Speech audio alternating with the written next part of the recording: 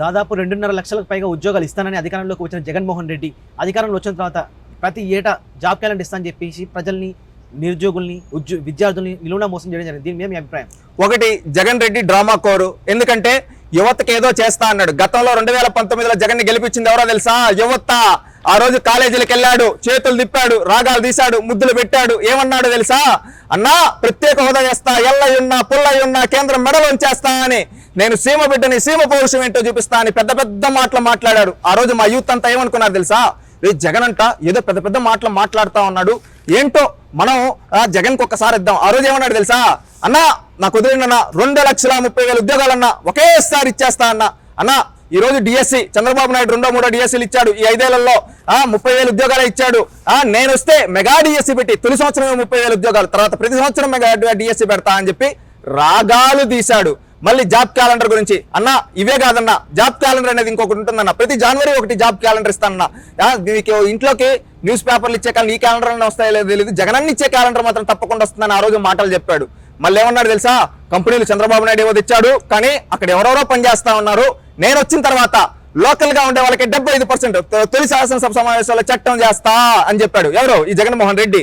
ఈ విధంగా చెప్పినప్పుడు అప్పుడంతా ఏమనుకున్నారు తెలుసా? యువతంతా జగన్ ఇట్ట మాట్లాడుతా ఉన్నాడు, ఇంత ఆవేశంగా మాట్లాడుతా ఉన్నాడు, పెద్ద పెద్ద మాటలు మాట్లాడుతున్నాడు, చేతులు దిప్పుతూ మాట్లాడుతున్నాడు, యువకుడు అంటా ఉన్నాడు అని చెప్పి రావాలి కావాలి అని సాంగులు పెట్టాడు. మనం అదేదో జగన్ రాజశేఖర్ ఏవో పెద్ద పెద్ద సాంగులు పెడుతూ ఉన్నాడు, గూస్ బంప్స్ వస్తూ ఉన్నాయి. మనం ఒక్కసారి అవకాశం ఇద్దాం, ఒక్కసారి అవకాశం అంటున్నాడు, తండ్రి లేని బిడ్డ అంటున్నాడు అని అవకాశం ఇచ్చారు. యువత ఇచ్చిన దానికి ఆ అవకాశం ఈ రోజు డిఎస్సి అని ఆ రోజు చెప్పిన జగన్మోహన్ రెడ్డి 5 ఏళ్ళైనా కానీ ఒక్క డిఎస్సి ఇవ్వలేకపోయాడన్నా. ఇంకొకటి జాబ్ క్యాలెండర్ అన్నాడు, అది ఏ క్యాలెండర్? సాక్షి క్యాలెండర్లు వచ్చాయి కానీ జగన్మోహన్ రెడ్డి గారు ఇచ్చిన జాబ్ క్యాలెండర్ మాత్రం కనబడలేదు. మళ్ళీ 2.30 లక్షల గ్రూప్ 1 గ్రూప్ 2 ఉద్యోగాలు అన్నాడు, కనీసం 40 కూడా ఫిల్ చేయలేదన్నా. మళ్ళీ ఇంకొక మాట కూడా అన్నాడు, కంపెనీల్లో 75%, ఆ మాటకు ఊసే లేదు. ప్రత్యేక హోదా కేంద్రం మెడలు ఎల్లయ్య పుల్లయ్య అన్నాడు, కనీసం ఆ పదం కూడా 5 ఏళ్లలో ఎత్తలేదన్నా.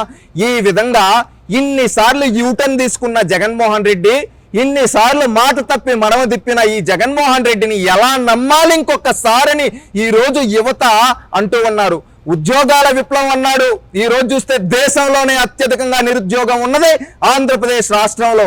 ఈ రోజు చదువుకున్న వాళ్ళు పల్లెల్లో మగ్గిపోతూ ఉన్నారు, కోచింగ్ సెంటర్లో మగ్గిపోతూ ఉన్నారు. ఒక్కరికి కూడా ఉద్యోగం లేక పార్ట్ టైం జాబులు చేసుకుంటూ తల్లిదండ్రులకు భారంగా మారలేక కొంతమంది ఆత్మహత్యలు చేసుకున్నారు ఈ జగన్మోహన్ రెడ్డి గారి చేతగానితనం వల్ల. ఇది జగన్మోహన్ రెడ్డి చేసింది. ఒక్క ఉండే కంపెనీలు కూడా తరింగొట్టాడు, అమర్ రాజాని తరింగొట్టాడు, లూలోని తరింగొట్టాడు, ఆదాని డేటా సెంటర్ ని తరింగొట్టాడు, కియాకి కావాల్సిన ఎక్సెంటెడ్ కంపెనీస్ ని తరింగొట్టాడు. ఈ విధంగా అన్ని కంపెనీలని తరింగొట్టి రాష్ట్రాన్ని దగా చేశాడు, యువత పొట్టగొట్టాడు. యువతకు ఉద్యోగాల విప్లవం అన్న ఈ జగన్మోహన్ రెడ్డి ఒక్క ఉద్యోగ కల్పన చేయలేకపోయాడు. ఈ రోజు ఉద్యోగాలంటే చేపల మార్కెట్లో చేసుకో, ఇంకొక మార్కెట్లో చేసుకో అని చెబుతున్నాడు. తన కూతుర్లేమో విదేశాల్లో, పేదవాడేమో గుడిసెల్లోనా? ఆలోచించండి ఆంధ్ర రాష్ట్రంలోని యువత. ఆ రోజు మన ఓట్లతో గద్దెనెక్కిన ఈ జగన్మోహన్ రెడ్డిని ఈ రోజు మన ఓట్లతోనే గద్దె దించి అధపాతాళం లెక్క తొక్కుతాం. యూత్ తలుచుకుంటే రాష్ట్రాలు కదిలిపి ప్రభుత్వాలు కూలిపోయాయి. అదే విప్లవం రేపు మళ్ళీ మొదలవ్వాలి. ఒకప్పుడు శ్రీశ్రీ అన్న మాటలు గుర్తు చేసుకోండి. ప్రతి ఒక్కరూ రాష్ట్ర భవిష్యత్తు కోసం, మన భవిష్యత్తును నాశనం చేసిన ఈ జగన్మోహన్ రెడ్డిని తనకు రాజకీయ భవిష్యత్తు లేకుండా చేయడానికి ప్రతి ఒక్కరూ కంకణం కట్టుకొని ముందుకెళ్ళి చేయి కలిపి ఒక ఉప్పెనలా మారి మే 13వ తేదీ ఈ జగన్మోహన్ రెడ్డి గారి ప్రభుత్వాన్ని గద్దె దించుదాం, ఉద్యోగాల కల్పన చేసుకుందాం, మనం మన కాళ్ళపై నిలబడే నాయకుడు చంద్రబాబును ఎన్నుకుందాం.